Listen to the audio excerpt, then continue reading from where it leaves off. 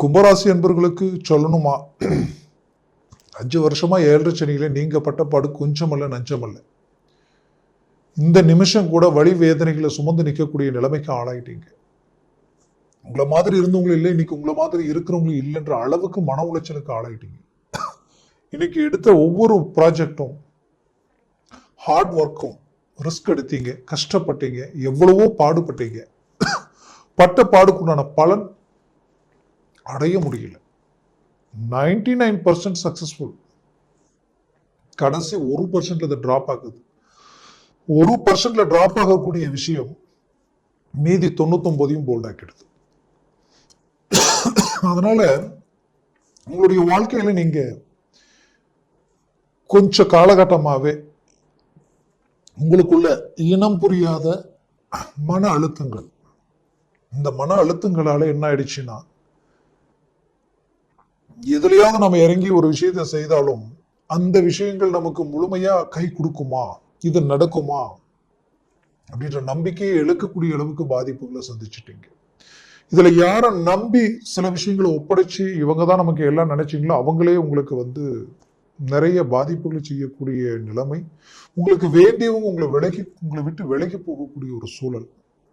இவ்வளவுதானா வாழ்க்கை, இவ்வளவுதானா நம்மளுடைய நல்ல மனசுக்கு கிடைச்ச ஒரு கிஃப்ட், இவ்வளவுதானான்ற அளவுக்கு எல்லாமே உங்களை நீங்க ஆறுதல் படுத்திக்கிட்டு இன்னைக்கும் வைராகியத்தை கட்டுப்பட்டு வாழ்ந்து சாதிக்கணும்னு நினைச்சு உங்களுடைய இலக்கை நோக்கி பயணம் பண்ணிக்கிட்டு இருக்கிறீங்க. நீங்க எதிர்பார்த்த அந்த வாய்ப்பு, அந்த வளர்ச்சிக்குரிய நேரமும் இப்போ உங்களுக்கு கிடைச்சிருக்கு இந்த வருடம். ஏன் இதை இவ்வளவு ஸ்ட்ராங்கா நான் சொல்றேன்னா, உங்களுக்கு ஒரு புறம் ஜென்மச்சனி ஆல்ரெடி பயிற்சி ஆயாச்சு. அவர் 2ஆம் பாவத்தில் நிற்கிறார். 2ஆம் பாவத்துல நிற்கக்கூடிய சனி கடைசி ஸ்டேஜ் போகும்போது நல்லது கொடுக்கறதுக்கு தயாரா இருப்பார். அதை நல்ல மனசுல வச்சுக்கோங்க. செய்யக்கூடாத சில விஷயங்கள் மனசுல வச்சு செய்யுங்க. மீண்டும் எல்லாரையும் நம்ப வேண்டாம். நம்புங்க, முழுசா நம்பாதீங்க. என்னதான் நம்பிக்கையோட நீங்க சில விஷயங்கள் ஒப்படைச்சாலும் உங்களுடைய முழு ஈடுபாடு அங்க இருக்கணும். உங்களுடைய கண்ணோட்டம் அங்க இல்லாம எதையும் விட்டுறக்கூடாது.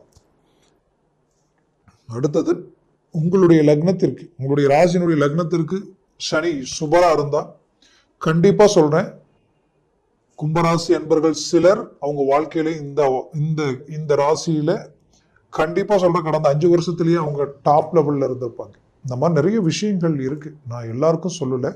சுபரா இருக்கக்கூடிய சிலர் கண்டிப்பா இதை அவங்க பார்க்கும்போது அவங்களுக்கு நல்லாவே தெரியும். பெரிய லெவல்ல சக்சஸ்ஃபுல், வீடு பூமி சார்ந்த விஷயங்களில் நல்ல மேன்மைகள் அடையக்கூடிய வாய்ப்புகள் அவங்களுக்கு கிடைச்சிருக்கும். அப்போ ஒரு சில விஷயங்கள் ஜாதகத்தை பொறுத்து சில விஷயங்கள் மாறும். அதனால அவர் சுபரா இருந்துட்டு அவங்க உங்களுக்கு எடுக்க மாட்டார், அவர் கொடுக்க ஆரம்பிச்சிருவார். அடுத்தது 2ஆம் சுத்து 7 சனியா இருக்கணும். சுபரா இருந்து 2ஆம் சுத்து 7 சனியா இருந்துட்டால் போதும், உங்களுக்கு நிகர் யாருமே இல்லை. ஏன்னா ஒருவேளை உங்களுடைய லக்னம் யதார்த்தமா ஒரு தனுசு லக்னமா இருந்துட்டாலே, இல்ல அதே லக்னம் ஒருவேளை ஒரு ரிஷப லக்னமா இருந்துட்டாலோ, இப்படியெல்லாம் இருக்கு சில கணக்கு. இதெல்லாம் பாசிட்டிவ். ஒருவேளை உங்களுக்கு அதுவே கடக லக்னம் சிம்ம லக்னமா இருந்துட்டா நிறைய பிரச்சனைகள், வீண் வம்புகள், வழக்குகள், பிரச்சனைகள். ஏன் வாழணும், எதுக்காக பிறந்தோம்னே தெரியலையே, நம்ம ஏன் இப்படி, எல்லாமே இருக்கு, திறமை இருக்கு, ஆற்றல் இருக்கு, எல்லாம் இருக்கு. பட் அதனால மற்றவங்க வளர்ச்சி அடைவாங்க, நீங்க வளர்ச்சி அடைய முடியாத நிலைமைக்கு ஆளா இருப்பீங்க. அப்போ இந்த கும்பராசி ஆல்ரெடி இந்த 7 சனியினால அந்த பாதிப்புகள் தான். இன்னைக்கு நீங்க வழிகாட்டினவங்க நல்லா இருக்கிறாங்க, உங்க காட்டின வழியில போனவங்க சக்சஸ்ஃபுல்லா அடைஞ்சிட்டாங்க, உங்களோட நட்பு வச்சவங்க இன்னைக்கு பெரிய இலக்குகள்ல உருவாக்கிட்டாங்க. பட் நீங்க அதே எடுத்து செய்தா அது அப்படியே ஃபெயிலியர் ஆகுது.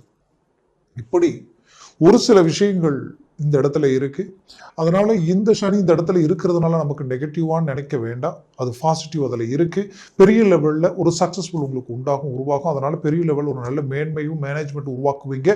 பட்ட கடனை தீர்க்கக்கூடிய வாய்ப்புகள் பிறக்க போகுது. இது ஏன் உங்களை ஸ்ட்ராங்கா சொல்றேன்னா, குரு பயிற்சி ஒரு பக்கம், இந்த வருடம் பிறந்து கரெக்டா 30 நாள்லயே மே மாசம் 15ஆம் தேதியே குரு பயிற்சி ஆயிடும். குரு பகவான் பாத்தீங்கன்னா உங்களுக்கு எங்க இருக்கிறாரு, பஞ்சமஸ்தானத்தில் நிற்கிறார். அவர் பார்வை எங்கெங்க விழுது, உங்க லாபஸ்தானத்துல விழுது, உங்க ராசியை பார்க்கிறாரு. அடுத்தது உங்களுடைய கரெக்டா பாத்தீங்கன்னா உங்களுடைய 9 பாக்கிய சம்பந்தப்பட்ட இடத்த பார்க்கிறார். எவ்வளவு பெரிய அருமையான அமைப்பு. ஏன்னா குரு பார்வை கோடி நன்மைகள் அளிக்கும்னு சொல்லுவாங்க. அவர் பார்க்கக்கூடிய இடத்தை பொறுத்து இன்னும் அதனுடைய பலன்கள் மாறுபடும். அவர் 9, 11 லாபஸ்தானம், பாக்யஸ்தானம் உங்களுடைய ராசியை பார்க்கிறார். அப்போ கண்டிப்பா இத்தனை நாள் உங்களால முடிக்க முடியாத பல விஷயங்களை முடிச்சு காட்டுவீங்க, சக்சஸ்ஃபுல் உண்டாக்கிடுவீங்க. டாப் லெவல்ல உங்களுடைய வளர்ச்சி இருக்கும். மற்றவங்க உங்களை கண்டு வியப்படைகிற அளவுக்கு உங்களுடைய ஒவ்வொரு மேனேஜ்மெண்ட்டும் இருக்கும். இதுல ரொம்ப நாள் தீராத பிரச்சனைகளும் மனசுல இருந்த பாரமும் தீரக்கூடிய ஒரு காலமா இது இருக்க போகுது. குறிப்பா 5ன்றது பிள்ளைகள் சம்மந்தப்பட்ட இடம் இல்லையா? புத்திர பாக்கியம், அந்த பிள்ளைகளுடைய வாழ்க்கையில் இருக்கக்கூடிய பாதிப்புகள் நீங்கிடும். அவங்களுடைய கல்வி ஆற்றல் பெருகும். அதுலேயும் ஆரோக்கியத்தில் இருக்கக்கூடிய சிக்கல்கள் பரிபூர்ணமா தீந்துரும். நல்ல ஒரு ரிசல்ட் கிடைச்சிடும். அவங்க கிட்ட நல்ல ஒரு கிளாரிட்டியை நீங்க சந்திப்பீங்க. அதுலயும் அவர்கள் திருமண வயதில் இருக்கிறவங்களுக்கு திருமண முயற்சி எடுத்து தடைப்பட்டு போச்சுன்னு நினைச்சீங்கன்னா கண்டிப்பா இப்ப அது உங்களுக்கு கிளிக் ஆயிடும். இந்த வருஷத்துல அருமையான இடத்துல அமையும். ஏன் அந்த இடத்திற்கு பாக்கிய சம்பந்தப்பட்ட இடத்த குரு பார்க்கிறார் இல்லையா? அப்ப 5ஆம் வீட்டிற்கு பாக்கிய சம்பந்தப்பட்ட இடம் 5ஆம் வீடு இல்லையா? அங்கிருந்து 5ஆம் வீடு. அப்ப அங்கேயும் குரு பார்வை விழுது. அப்போ திருமணமும் நடந்து புத்திரபாகியம் கிடைக்கிறதுக்கு உண்டான வாய்ப்பு இந்த வருடத்திலேயே இருக்கு. அதனால முயற்சிகளை பலப்படுத்துங்க. பூர்வீக சொத்துக்களில் இருக்கக்கூடிய பிரச்சனைகள் தீர்ந்துடும். குலதெய்வ வழிபாடுகள் கை கொடுக்கும். அதுலயும் பூர்வீக சம்பந்தப்பட்ட பிரச்சனைகள் இருந்தாலும் நீங்கிறதுக்கு உண்டான வாய்ப்புகள் உங்களுக்கு பிறக்கும். இதுல குறிப்பா சொல்லணும்னா, அந்த குரு பார்வை ராசியை பார்க்கறதுனால பிள்ளைகளுக்கு உங்களுக்கு இருக்கக்கூடிய அண்டர்ஸ்டாண்டிங் நல்லா இருக்கும். ஒருவேளை அவங்க உங்களை தாண்டி ஏதாவது முடிவுகள் எடுத்து அந்த முடிவுகளால அவங்க மீண்டு வர முடியாத ஒரு சூழலுக்கு ஆளாய் இருந்தால் கண்டிப்பா உங்க முயற்சியாலையும் இந்த கிரக பெயர்ச்சியாலையும் மீண்டும் நீங்க நினைக்கிற மாதிரியான ஒரு இலக்கு அடையறதுக்குண்டான வழிகள் பிறக்கும். கும்பராசிக்கு ஒரு பிரச்சனை என்னன்னா, உங்களை மாதிரி நல்லவங்க யாருமே இல்லை. எல்லாத்துக்கும் வளைஞ்சு கொடுப்பீங்க.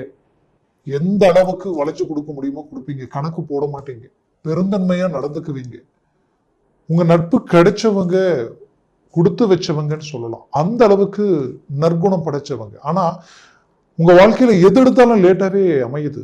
ரொம்ப கஷ்டப்படுறீங்க, ரொம்ப பாடுபடுறீங்க. ஒரு திருமண முயற்சி கூட எடுத்தா அது உடனே ஒர்க் அவுட் ஆக மாட்டேங்குது, இழுத்துக்கிட்டே போகுது.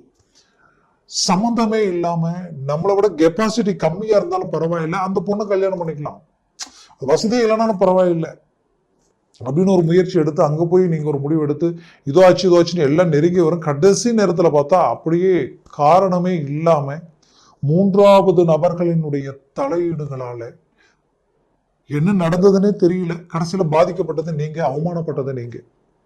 இதனுடைய விளைவுகள் திருமணத்திற்கு மேல இருக்கிற இன்ட்ரெஸ்டே போயிடும். அந்த அளவுக்கு மன உளைச்சலுக்கு ஆளாக இருந்திருப்பீங்க. அதனால இது எல்லாத்திற்குமே கடவுளுடைய அனுகிரக ரீதியில் இந்த குரு பயிற்சி ஒரு சக்சஸ்ஃபுல் அளிக்கக்கூடிய காலமா இது இருக்க போகுது. மூவ் பண்ணுங்க. ஒரு அருமையான மேன்மைகள் அளிக்கக்கூடிய ஒரு காலமா இருக்கும். அதுலேயும் குறிப்பா சொல்லணும்னா, உங்களுடைய இந்த கிரக பயிற்சியில ராகு பகவான் உங்களுடைய ஜென்மத்துக்கு வந்து நிற்கிறாரு, கேது பகவான் 7ஆம் வீட்டுல நிற்கிறாரு.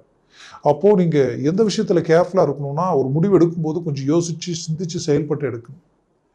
ஆதாரபூர்வம் இல்லாத சில விஷயங்களில் அவசரப்பட்டு இறங்கிட வேண்டாம். திடீர்னு சில ஐடியாஸ் வரும், டக்குன்னு அதற்கு ஒரு முடிவு எடுக்கிற மாதிரி அந்த மாதிரிலாம் இருக்க வேண்டாம். ஒரு சில விஷயங்கள் நீங்க முடிவெடுங்க. ஒரு சில விஷயங்கள் மற்றவங்ககிட்ட கேட்டு கூட ஆலோசனை எடுத்து ஒருத்தருக்கு 2 பேர்கிட்ட பேசி அதுக்கப்புறம் அந்த முடிவில் எடுங்க. அவசரப்பட்டு இறங்கிடாதீங்க. அவசரப்பட்டு வாக்கு கொடுத்துடாதீங்க. நான் ஆச்சேன்னு சொல்லிடாதீங்க. ஜாமீன் கையெழுத்து போட்டுறாதீங்க. வண்டி வாகனங்களில் வேகமா வேண்டாம். தயவு செய்து ரொம்ப எச்சரிக்கையா மூவ் பண்ணுங்க. இதை மட்டும் பார்த்துக்குங்க. ஏன்னா இந்த ராகு உங்களை டுஷ் பண்ணி விடுவார், உங்களை அடுத்த கட்டத்துக்கு கொண்டு போக விடுவார், வேகப்படுத்துவார். சடனா வீட்டில் இருப்பீங்க, மிஸ்ஸஸ் கிட்ட இல்ல கும்பராசி பெண்கள் கணவர்கிட்ட இல்ல கணவர் மனைவி கிட்ட சடனா ரேஸ் ஆயிடுவீங்க. டக்குன்னு கோவப்பட்டுருவீங்க. அந்த ஒரு நிமிஷத்தில் நீங்க கோவப்படுறது கிட்டத்தட்ட பாத்தீங்கன்னா ஒரு மாசம், ஒரு 10 நாள் 15 நாளைக்கு நிம்மதி இல்லாத அளவுக்கு குடும்பத்துல போயிட்டே இருக்கும். இது எல்லாமே இந்த இடத்துல கிரியேட் பண்ணும் இந்த ராகு கேது. அந்த விஷயத்துல கொஞ்சம் கேர்ஃபுல்லா இருக்கு. 7ஆம் இடத்துல கேது இருக்காரு. அது 7ஆம் வீடுன்றது உங்களுக்கு சூரிய பகவான் வீடு இல்லையா? அப்போ என்னன்னா, அந்த அரசு உத்தியோகம், அரசு சார்ந்த வேலையில இருக்கிறவங்களுக்கு ஒரு ப்ரொமோஷன் கிடைக்கிறதுக்குண்டான வாய்ப்புகள் உருவாயிடும்.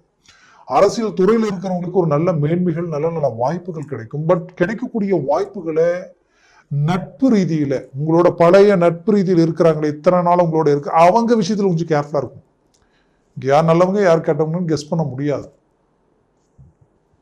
யார் உங்களுக்கு வேண்டியவங்க நினைச்சீங்களோ அவங்களே உங்களுக்கு வேண்டாதவங்கள மாறக்கூடிய வாய்ப்புகள் எல்லாமே இருக்கு. அதனால சற்று இந்த விஷயத்துல கொஞ்சம் எச்சரிக்கையா இருங்க. கும்பராசி என்பர்கள், நீங்க ஒரு இடம் மாற்றங்கள் உங்களுக்கு கிடைக்கிறதுக்குண்டான வாய்ப்புகள் உருவாகும். ஆனால் ராகு ஜென்மத்துல நிக்கிறதுனால இந்த இடத்துல இருக்கிற வேலையை விட்டுட்டு இன்னொரு இடத்துக்கு போலாம் நீங்க நினைச்சீங்கன்னா கண்டிப்பா அந்த இடத்துல இருக்கக்கூடிய அந்த வேலையை அடையறதுக்குள்ள இந்த வேலையை விட்டுற வேண்டாம்.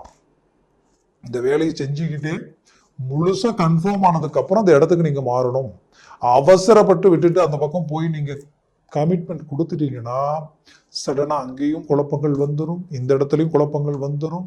கடைசியில எதுக்கும் அந்த பக்கமும் போக முடியாம இந்த பக்கமும் போக முடியாம ஒரு மோசமான ஒரு சூழ்நிலைக்கு ஆளாகக்கூடிய ஒரு சூழல் நிறைய பேருக்கு கடந்த காலகட்டங்களில் வாழ்வாதாரமே பாதிக்கப்படக்கூடிய நிலைமை. டியூ கட்ட முடியல, என்னால ஃபீஸ் கட்ட முடியல, குடும்பத்திற்குண்டான தேவைகளை பூர்த்தி பண்ண முடியல, எல்லாம் கடன் வாங்கி இதெல்லாம் எப்படி நான் சரி பண்ண போறேன் அப்படின்ற குழப்பத்தோடு நிற்கக்கூடிய நிலைக்கெல்லாம் ஆளாயிட்டீங்க. அதனால இதெல்லாம் கொஞ்சம் பார்த்து சிந்திச்சு தெளிவா செயல்படுங்க. பட் பலமான வளர்ச்சி இருக்கு. வளர்ச்சிக்குரிய பாதையில போகும் பொழுது கொஞ்சம் கவனமா போனா போதும், வேறெல்லாம் ஒண்ணும் வேண்டியதில்லை. அதே நேரத்துல ஆரோக்கிய ரீதியில கடந்த காலகட்டங்களில் தூக்கம் இல்லை, பல யோசனைகள், பல சிந்தனைகள், இதனுடைய விளைவுகளால் உங்களுடைய நரம்பு ஜவ்வு சம்பந்தப்பட்ட பிரச்சனைகள் எல்லாம் பாதிக்கப்படக்கூடிய நிலைமைக்கு ஆளாயிட்டீங்க. சிலருக்கு கழுத்து பேக் பெயின், ஷோல்டர் பெயின், இந்த பெயின் அப்படியே முதுகெலும்பு, சிலருக்கு இடுப்பு, கிட்டத்தட்ட குதிகால் வரைக்குமே சிலருக்கு பாதிப்பு கொடுத்துருக்கும். இது எல்லாமே ஆட்டோமேட்டிக்காவே உங்களுக்கு நீங்க எடுக்கிற ட்ரீட்மெண்ட்ல ஒரு கிளாரிட்டி கிடைச்சி உங்களுடைய வேலையை செய்ய முடியாத அளவுக்கு தொந்தரவா இருந்த சிக்கல்கள் எல்லாம் நீங்க போகுது. வளர்ச்சி அடைய போறீங்க.